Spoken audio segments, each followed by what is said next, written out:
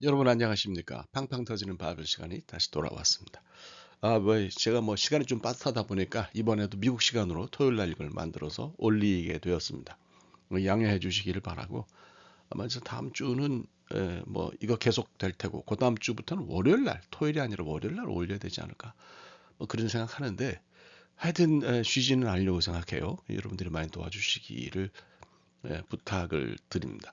오늘은 이제 그 열왕기상 20장 1절부터 22절까지 조금 이제 시간이 뒤로 돌아가는데 아람과 북이스라엘의 싸움에 대해서 북이스라엘과 아람 그래서 어느 쪽이 앞에 가든지 이거에 대해서 여러분들과 함께 이야기를 좀 해볼까 생각합니다. 계속해서 지금 한두 분이 그 묵상 가이드를 보내주시기를 요청하시는데요. 너무 감사드리고요. 또 이 주소로 그냥 보내달라고만 하시면 제가 보내드리도록 그렇게 하겠습니다. 자, 그럼 본문으로 한번 들어가 볼까요? 자, 이제 본문으로 들어가 보면 우리가 1절에서 이제 기억하셔야 되는 것이 있는데 그 벤 하다드라고 하는 그 아람 왕, 그 시리아 왕이죠. 시리아 왕. 이름에 대해서 나와요. 그래서 벤은 그 전체적으로 세모에서 아들이라고 하는 뜻을 가지고 있고 하다드는 하닷 여기 이제 나오죠. 하닷은 우가리도 오고 하다드는 그러니까 이제 아카더예요. 어케이디언이라고 우리가 이제 그렇게 부르는데 그래서 그 제가 볼 때는 결국 같아요. 같은데 하여간 같은 이 어케이디언이라는 것이 쐐기 문자니까 같은 거라고 보이지만 하여튼 발음상으로 조금 그 우가리드에서 발견된 그 문서와 그냥 전통적으로 그 어케이디언으로 쓴 아카도로 쓴 그 에서 조금 다르게 나오는 거는 우리가 이해할 수 있다고 생각합니다. 이제 기본적으로 그 시리안 킹들 그러니까 그 아람의 왕들을 가리키는 명칭이 하다던데요. 그러니까 예를 들어서 우리나라에서는 대통령이라고 그러고 미국에서는 프레지던트라고 그러고 이게 다 이제 부르는 이름이 다르고 애굽의 임금은 그 뭡니까 바로라는 이름으로 불렸잖아요. 그리고 이제 예를 들어서 이디오피아에서는 이제 간다게라고 이제 그렇게 이제 불렸으니까 다 그렇게 불리는 거죠. 그래서 그 실제 이름은 그 뒤에 감춰져 있는 것을 우리가 볼 수 있어요. 그래서 벤하다드라고 하는 것도 그냥 왕 이름인데 원래 이 이름이 이제 그 지역신 지역신 이름인 하다데서 왔다 이렇게 생각하면 될 것 같아요. 천둥번개신인데요. 이 신이 이제 굉장히 중요한 고대 사회에서 굉장히 중요한 신 중에 하나가 됐어요. 그래서 가나안에서는 바알이나 하다드나 사실은 같은 거다 이렇게 볼 수 있고 주피터는 제우스죠, 제우스. 제우스가 그리스 문화에서는 그렇게 되고 애굽에서는 아문이라는 이름 많이 나와요. 그다음에 우리가 그 요즘 그 뭡니까 그 영화를 통해서 잘 하는 토르라고 하는 천둥번개의 신 그렇죠? 연결이 되잖아요. 예. 그래서 이 북유럽의 신화에서는 토르가 되죠. 그래서 하여튼 유럽으로 나중에까지 넘어간 그런 신이 됐어요. 그러니까 한 지역에서 이런 이름으로 불리지만 이런 성격을 가진 신이 다른 지역에서 발현될 때는 이제 다른 이름으로 불렸다. 여러분들이 이렇게 생각하시면 될 것 같습니다. 그래서 보면 오늘 나오는 이 사람은 벤 하닷 2세, 그러니까 하닷의 아들이죠. 하닷의 아들, 벤 하닷이라고 하는 것이 예, 그 하닷의 아들인데 왕 이름으로 생각하시면 될 것 같아요. 자, 본문에서 조금 뒤로 이제 가는 걸 볼 수 있어요. 그러니까 이걸 우리가 내러티브 타임으로 이해를 할 수밖에 없는데요. 그러니까 우리가 이제 성경 본문을 읽을 때 여러분들이 기억하실 것은 그 좀 앞뒤로 왔다 갔다 하는 걸 볼 수 있어요. 그러니까 이걸 연대기 순으로 그 성경 기자들이 보고 기록했다고 생각하시면 안 되고요. 성경 기자들의 관점으로 중요한 걸 앞에 언급하고 또 덜 중요한 걸 뒤에 언급하고 이런 식으로 했어요. 그래서 우리가 그 이야기 속에서 그 시간을 한번 산정해 보는 것이 굉장히 중요하다 이런 생각을 해요. 그래서 여러분들에게 도움이 될 것 같아서 조금 말씀을 드렸습니다. 이 베나닷 2세, 그러니까 이제 오늘 이야기는 아람과 북이스라엘이 전쟁한 이야기를 이제 할 거거든요. 사마리아 여기 있고, 이제 위에 이제 아람 여기 있는데 이런 얘기를 할 거예요. 그래서 이 베나닷 1세의 아들이거나 손자거나 정확한 건 알 수 없어요. 다 베나닷으로 불리니까. 그래서 아합하고 동시대 인물로 이렇게 이제 우리가 생각을 할 수가 있는 것 같아요. 그래서 다른 건 없고 사마리아를 공격해서 쳐들어왔죠. 그 은과 금을 내놔라. 그다음에 네 마누라들도 다 내놓고 내 아들들도 다 내놔. 이게 엄청난 요구를 하는 거죠.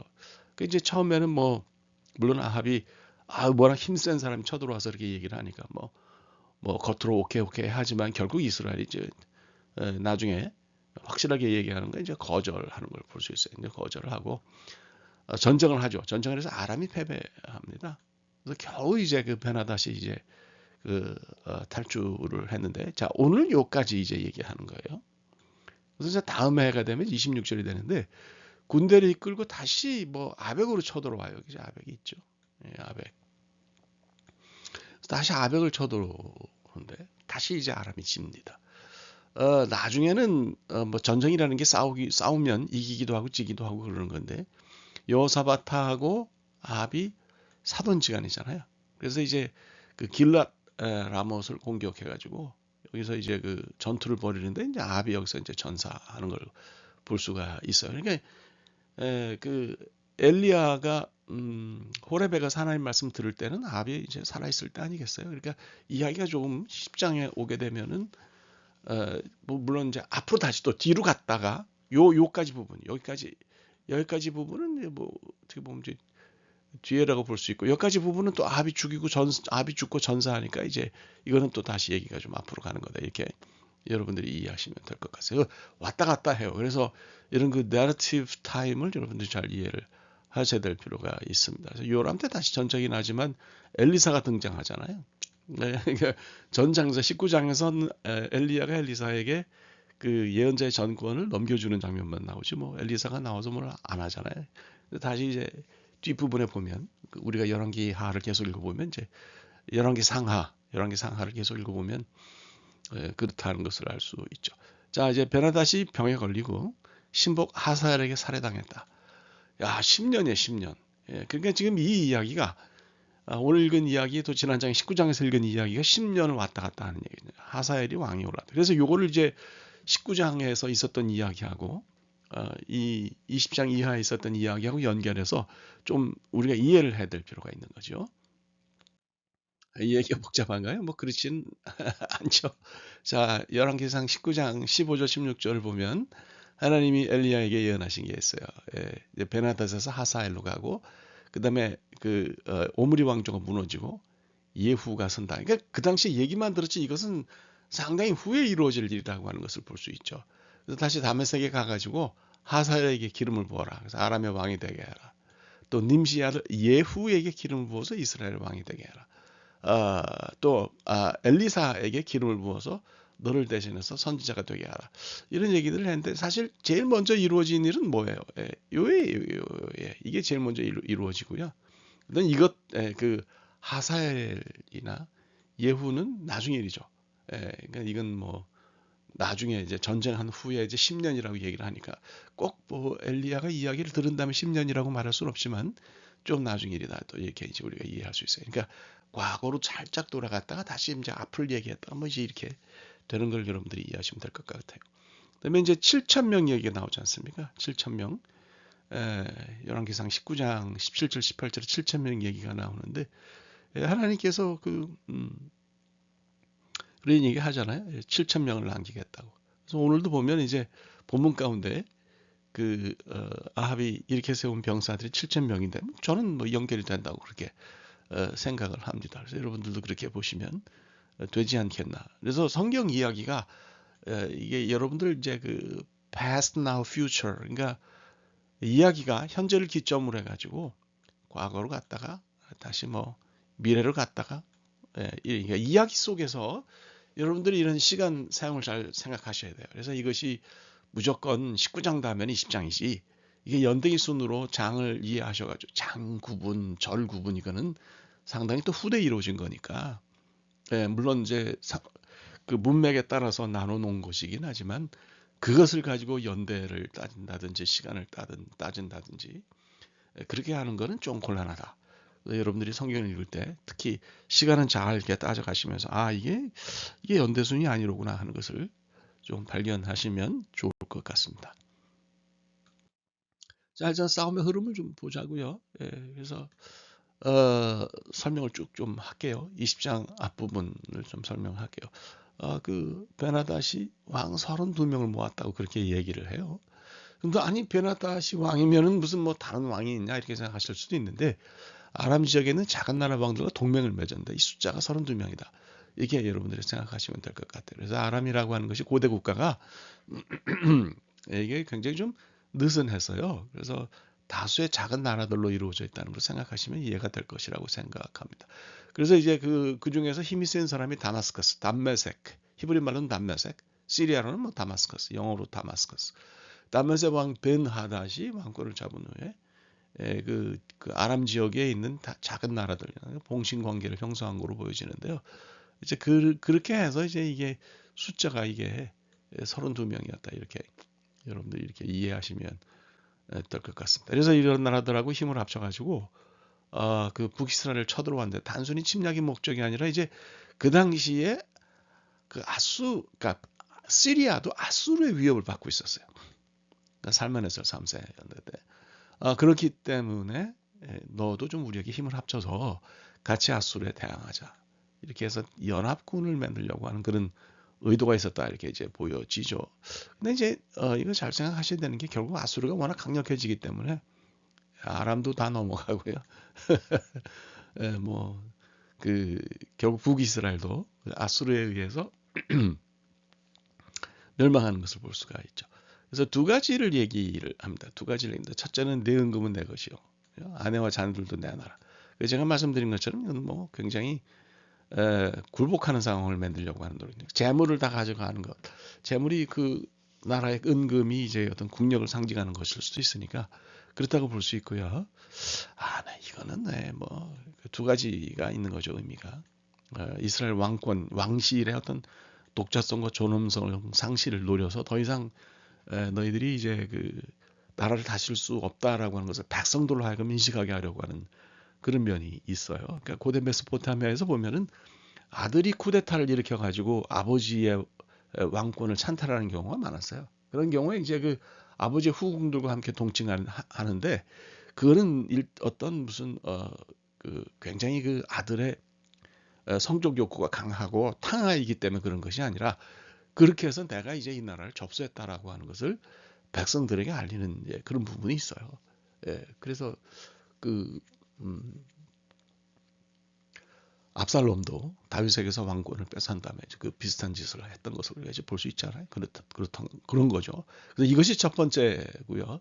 두 번째는 실제적인 이유인데 이게 이제 볼모나 인지를 요구한 거다 이렇게 이제 생각할 수 있어요. 그래서 아내나 자녀들을 다 잡아가서 그 나라에 데리고 가면 북이스라엘 왕이 뭐 어떻게 하겠어요? 자식들이 다 거기 가 있는데 우리나라도 중국의 이제 그 왕실의 사람들을 뭡니까 그 볼모로 보낸 적이 많잖아요. 참 뭐 그렇습니다. 중국은 하여튼 뭐 5천 년 역사, 일본도 마찬가지지만 우리가 지정학적인 위치가 그래서 그런지 이런 나라들에 의해서 좋은 꼴은 못 보면 살았어요. 우리가 알 수 있죠. 특히 중국은 아주 뭐 일본은 이제 근대사에 있어서 그렇지만 중국은 과거 역사에 있어서도 굉장히 우리나라에는 좋지 않았던 것 같습니다. 중국 사람들을 그렇게 생각하는 게 아니라 중국이라고 하는 나라가 그랬다라고 이제 말씀을 드리는 거죠. 자, 그래서 이제 뭐 그 아합이 베나닷을 내주 왕이라고 부르고 뭐 이렇게 하면서 나와 나의 것은 다 주의 것이라 이렇게 부르면서 이제 이런 모습을 보이지만 뭐 이거는 의례적인 거죠. 말씀드린 것처럼 아합은 굉장히 정치적인 창력이 뛰어났던 사람이에요. 그래서 일단 그렇게 해서 베나닷을 달래놓고 장로들하고 의논을 합니다. 장로들은 뭐 다른 의미가 아니고 지역의 토호들이라고 볼 수 있어요. 그 지역의 실제 북이스라엘 지역을 다스린 실제 권력자들, 힘 있는 사람들, 오래 그 지역을 살아서 그 지역을 잘 알고 그 지역을 이제 실제로 다스리는 사람들이라고 볼 수 있죠. 그래서 뭐 전쟁에 관해서도 이 사람들이 충고를 하기도 하고 조언을 하기도 해요. 그래서 동의가 굉장히 중요한데 이 사람들이 반대했다라고 하는 것이 중요합니다. 그래서 난 못하겠다. 그러니까 이제 베나닷이 막 10절에 보면 굉장히 거세게 더 위협을 하는데 11절에 이어서 뭐 아합 입장에서야 자기 나라 백성들이 반대를 하는데 아람에 항복하는 걸 반대를 하는데 뭐 거기서 뭐 쫄거나 거기서 약해지거나 위축될 필요가 없죠. 그래서 이런 얘기를 했죠. 갑옷을 입는 자, 갑옷을 벗는 자. 전쟁을 준비하는 사람하고 전쟁을 끝난 다음에 승리하는 사람은 다를 수 있다. 이게 아람이면 이게 이제 북이스라엘이죠. 그래서 김칫국부터 마시지 말라는 고언을 하는 것을 볼 수 있습니다. 김칫국 아시죠? 김칫국 이렇게 생겼어요. 사실은 이거 굉장히 맛있어요. 그러니까 우리가 이해할 때는 김칫국부터 마시지 말라는 것은 이제 이거는 사실 에피타이저잖아요. 에피타이저고 메인 디쉬가 나오기 전에 이제 김칫국이 뭐 나오는 경우가 있는데 이거부터 마시면서 메인 디쉬가 어떤 게 나올지도 모르는데 그거 예상하거나 상상하지 말라고 이런 얘기로 생각하면 좋을 것 같아요. 자, 13절에 어떤 그 예언자가 나와서 조언을 하는데 아마도 무명으로 보는 것이 낫겠습니다. 어떤 사람은 뭐 엘리사라고도 얘기를 하고 엘리야라고도 얘기를 하고 그러는데 그거는 우리가 알 수 없어요. 왜? 이유는 간단합니다. 성경이 말하지 않기 때문에. 본문이 말하지 않기 때문에. 본문이 말하지 않으면 뭐 그렇게 해야죠. 근데 이스라엘이 상대적으로 왜소하지만 전쟁이 누구에게 달렸다고요? 하나님에게 달렸어요. 그래서 이런 본문이 다시 한번 아람과 북이스라엘 전쟁이 그런 걸 보여준다 이렇게 생각해서 결국 이제 전쟁은 승리하죠. 이어지는 전쟁에 대해서는 다음 시간에 또 여러분들에게 말씀드리겠는데 그 전쟁에서도 뭐 그 아람이 성공을 못해요. 이스라엘이 이기는 것을 우리가 볼 수 있습니다. 자, 오늘의 말씀입니다. 전쟁은 하나님에게 달렸어요. 나의 왜소함이나 나의 약함이나 나의 능력 없음 이런 거는 여러분들이 너무 신경 쓰지 않으셔도 될 것 같습니다. 우리가 하나님 편에 서 있고 하나님 뜻을 따라 사는 것이 분명하다고 하면 걱정할 것이 없어요. 그러니까 하나님 뜻이 아닐 때는 뭐 홈리와 비나스가 교회를 블레셋 사람들에게 뺏겼던 것처럼 그런 일도 있겠지만은 우리가 하나님 뜻대로 산다 그러면 전쟁은 하나님께 달린 것이고 또 하나님은 큰 그림, 빅 픽처를 가지고 계시기 때문에 얼마든지 뭐 거기에 따라서 하나님이 이끌어 가세요. 그러니까 걱정할 필요가 없다고 생각합니다. 오히려 이제 나 개인에게 있어서 지금 내가 치러야 되는 전쟁이 뭐냐 이거는 좀 우리가 생각해야 될 것 같아요. 전쟁은 다 다르죠. 굉장히 variable합니다. 그래서 우리가 이 현재 내가 치르고 있는 전쟁 가운데서 하나님이 나로 하여금 나는 힘이 없고 능력이 없지만 이기게 하시는 전쟁이 뭐냐 이런 것을 좀 깊이 생각하시면 좋을 것 같습니다. 자, 오늘 여기까지 할게요. 예, 대단히 감사합니다. 다음 주에 뵙겠습니다.